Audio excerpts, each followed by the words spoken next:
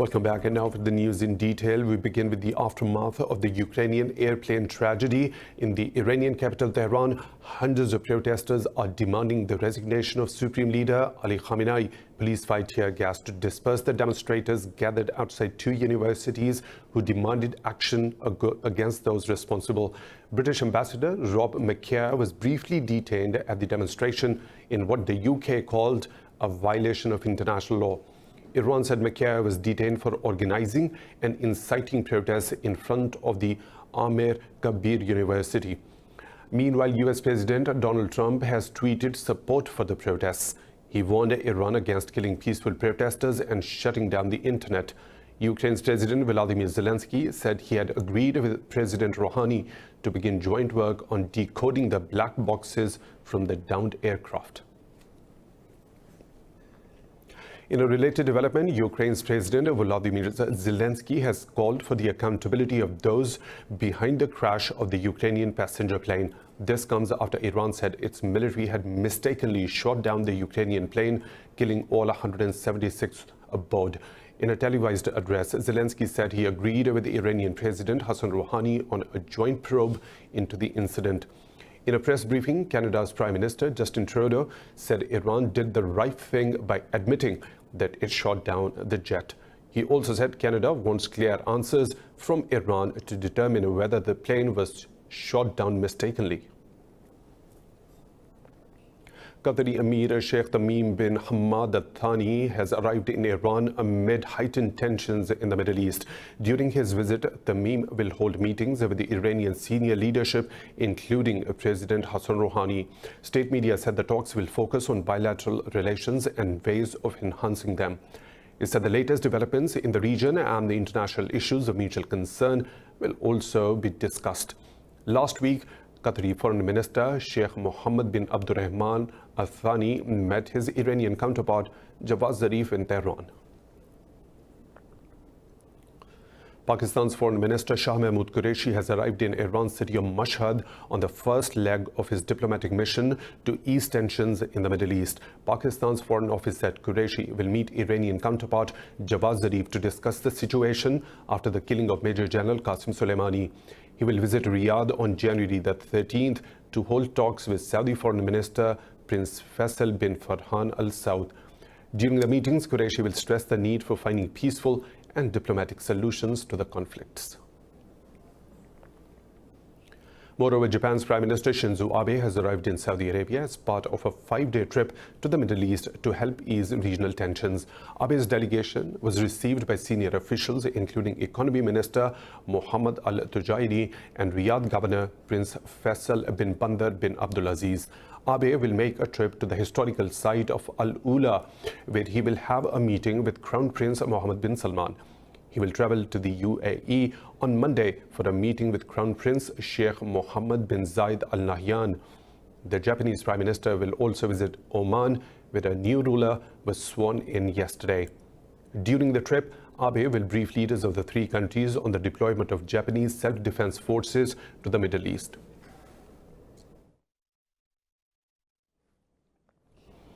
At the time of heightened tensions in the Middle East, South Korea has summoned Iran's ambassador after he implied bilateral ties could suffer if Seoul dispatched naval forces to the Strait of Hormuz. Ambassador Badamchi Shabsari made the remarks in an interview last week.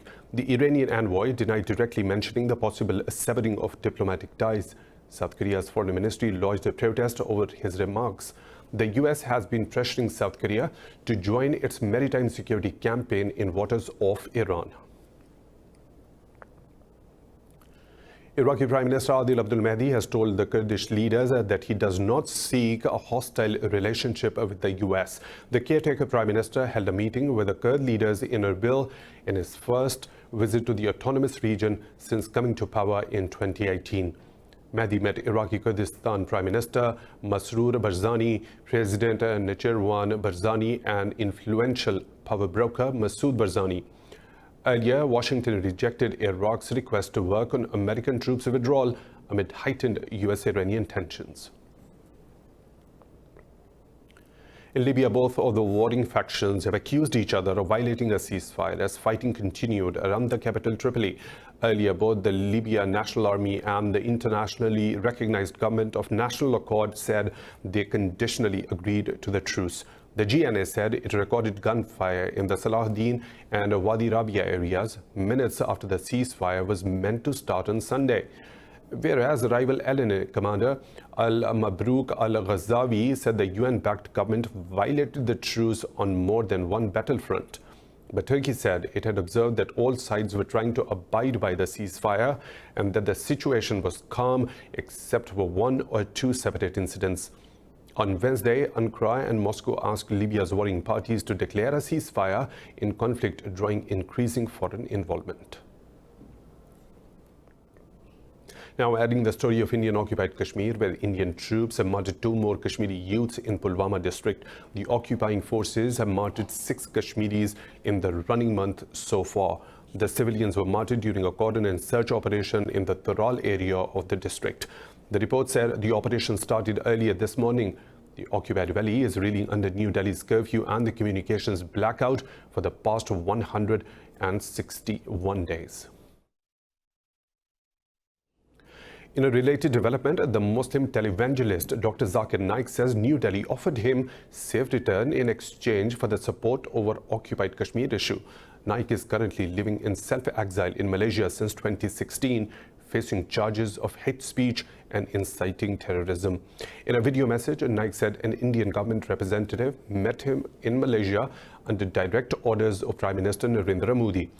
Naik said he was asked to support India's decision of revoking Article 370 of the Indian Constitution.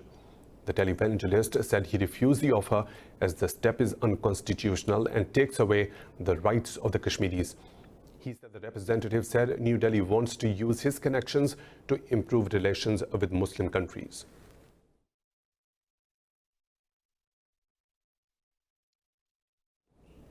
Indian government's data shows that there have been almost 1,500 acid attacks in the country in 5 years. In a report, the Indian National Crime Records Bureau presented data from 2014 to 2018. The data showed 623 individuals were attacked by acid in 2017 and 2018. The report points out only 149 attackers were charge sheeted in each year. It said Uttar Pradesh, West Bengal and Delhi are among the 10 worst states with the highest number of acid attacks. In Thailand, thousands have participated in a run to protest against the government. The organizers of the Run Against Dictatorship event said that more than 10,000 people registered to attend the protest that appeared to be the biggest show of dissent. Protesters chanted "Long live democracy" while running the 2.6-kilometer course amid a light presence of security forces. Some runners gave a 3-finger salute of resistance to former junta leader Prime Minister Prayut Chan-o-cha. The protest prompted a rival event held in another park where thousands turned out to show support for Prime Minister Prayut. Taiwan's incumbent leader Tsai Ing-wen has won the presidential elections, defeating Han Kuo-yu by a wide margin. Following her win, Beijing said it will not change its position on Taiwan, saying there is only one China in the world. Speaking to reporters after winning the polls in Taipei, Tsai said the hopes to restart talks with China.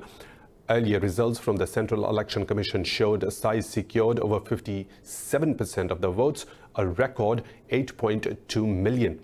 U.S. Secretary of State Mike Pompeo and Japan's Foreign Minister Toshimitsu Motegi congratulated Tsai on her re-election. In Nigeria's northeastern Borno state, 5 militia members were killed by ISIS fighters in an offensive. Authorities have recruited local hunters as a militia to guard the town after the withdrawal of the Nigerian military. Militia leader Babakura Kolo said ISIS fighters attacked Gajiram town from their pickup trucks fitted with machine guns. He said assaults targeting troops and residents have increased recently in the state.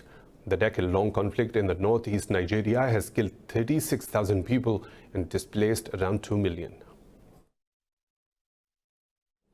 Meanwhile, Boko Haram militants have killed 4 villagers and kidnapped 4 women in western Chad. Security officials said the fighters attacked the village of Alom along the border with Nigeria. The insurgent group has been waging attacks in Nigeria for the past 10 years. It has spread around the area bordering Cameroon and Chad. Last month, they killed 14 fishermen in the nearby village of Kaiga and kidnapped 13 others. Welcome back. Robert Abela has been elected as Malta's Prime Minister after Joseph Muscat resigned over a probe into the murder of an investigative journalist. In October 2017, Daphne Galizia died in a car bomb attack close to her home. Abela was elected a leader of the governing Labour Party, making him the new Prime Minister of the Mediterranean country. The leadership election was contested between Abela and Deputy PM and Health Minister Chris Freya. Muscat's party members are already rooting for a revival and resurgence of the party. Now we move on to Venezuela, where opposition leader Juan Guaido has ruled out resumption of negotiations with President Nicolas Maduro. Guaido told his supporters in Caracas that Maduro administration had repeatedly deceived the public and therefore cannot be trusted. More in this report. Norway mediated negotiations last year, but the talks broke down in August after both sides accused each other of breaking terms. Earlier this week, Guaido survived dramatic attempts to remove him as head of the National Assembly. Venezuela's self-declared acting president, Guaido has called for new protests to drive out Maduro. We need to go out onto the streets to protest, to demand in an organized way together, to put pressure. Never again, never will we go down on our knees before the dictatorship. We will never stay silent whilst we are oppressed. Despite the political and financial crisis, Maduro retains the military support, while according to polls, Guaido's popularity has fallen below 40%. Moving on, tens of thousands have marched in Glasgow calling for a second referendum on Scotland's independence. Organisers said almost 80,000 pro-independence demonstrators took part in the march as strong gusts swept through Glasgow. The participants carried pro-Scottish banners and paid homage to the pro-Catalan independence movement in Spain. The pro-independence march was organised by All Under One Banner, a Scottish independence group established in 2014. 11 migrants, including 8 children, are killed after their boat capsized off Turkey's western coast. Turkish state media says 8 others are rescued from the Aegean Sea near the town of Sesame. It said the Turkish Coast Guard carried out the rescue operation. The boat capsized just hours after another boat sank in the Aegean near the Greek island of Paxi, leaving 12 dead. The nationality of the victims is not yet known.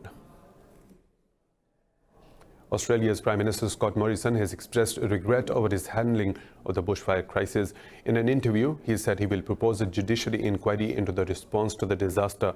As the fires claimed another firefighter's life, the PM faces criticism of the government's climate policy. The Australian bushes are burning for nearly 3 months now and have killed 28 people. Scott Morrison rejected criticism that his government had not done enough before the bushfire season started.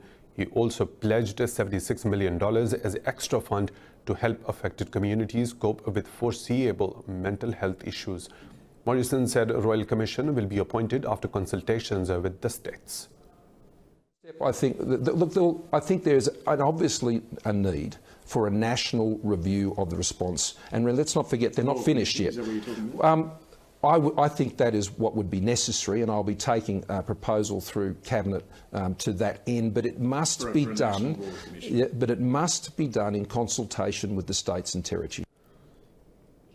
11 people are dead due to massive storms sweeping across parts of the southern U.S., bringing high winds and heavy rain. Around 1,000 flights were cancelled and hundreds of thousands were without power in 5 states: Alabama, Mississippi, Kentucky, Tennessee, and Arkansas. Deaths were reported in Alabama, Louisiana, Oklahoma, and Texas. The states of Missouri, Oklahoma, and Arkansas suffered property damage but reported no injuries. More than 20 million people remain at risk of tornadoes and flooding, with Alabama said to be the most at risk. The storms also brought damaging tornadoes to Alabama, Kentucky, and Mississippi. In the Philippines, authorities have suspended flights at the Manila's International Airport after a volcano in nearby Batangas province spewed a giant plume of ash. The tall volcano generated a 1-kilometer high ash plume accompanied by rumbling sounds and tremors early in the day. Passengers have been advised to coordinate with their respective airlines for details on flight schedules. The local disaster office said it has evacuated over 2,000 residents living on the volcanic island.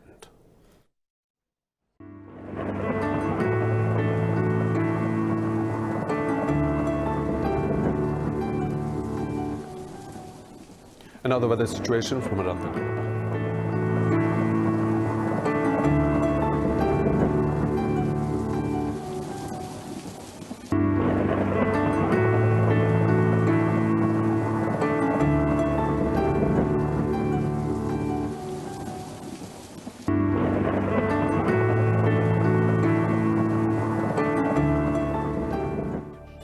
That's all for now. For the latest updates, you can follow us on social media at Indus.News.